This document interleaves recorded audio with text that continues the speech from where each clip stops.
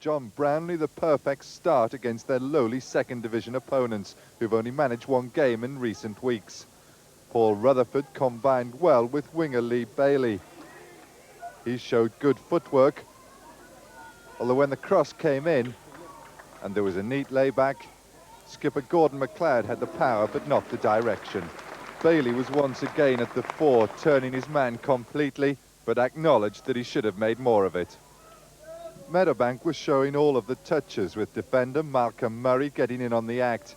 After completing the hard work, his low shot was easily saved. The former Falkirk striker Paul Rutherford couldn't believe his luck when his cross was returned to his feet. After slipping his man, the result was never in doubt. His fourth goal against Montrose this season, obviously his lucky side. The Angus club had few forays into the Meadowbank half. A free header for centre-half Jim Smith had Steve Ellison doing a juggling act. But with minutes remaining of the first period, a loose clearance was returned to Levi Smith on the wing. He had plenty of time, he picked his man, and it was Alan Kennedy. Perfectly placed before half-time. It was just the spur that Montrose needed, and it showed with Smith combining with Derek Grant. He skillfully evaded his markers, but not the outstretched leg. The Edinburgh club had failed to reassert their early dominance, though another long-range effort from Gordon McLeod just missed the mark. A neat through ball had Alan Kennedy chasing his second goal. Ellison's fingertips won this time. Thistle then returned to some of their earlier neat play. Rutherford's flick found his man, but Lee Bailey preferred the woodwork to the net.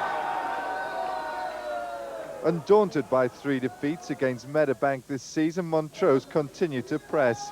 Derek Grant almost making this looping header pay. The departure of the first half fluency of the Jags left Paul Rutherford showing his frustration. A second bookable offence, and he was off. Up against 10 men, Montrose sought to capitalise. Slack defensive work, a well-struck shot, an unfortunate deflection, and they achieved their aim. Mark Craig took the plaudits, but it was Lee Bailey's boot that beat the outstretched Ellison.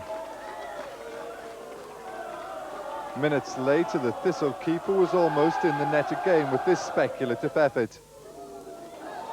And despite urging his side forward again, it was the visitors who returned up the East Coast the winners and looking for a lucrative draw in the next round.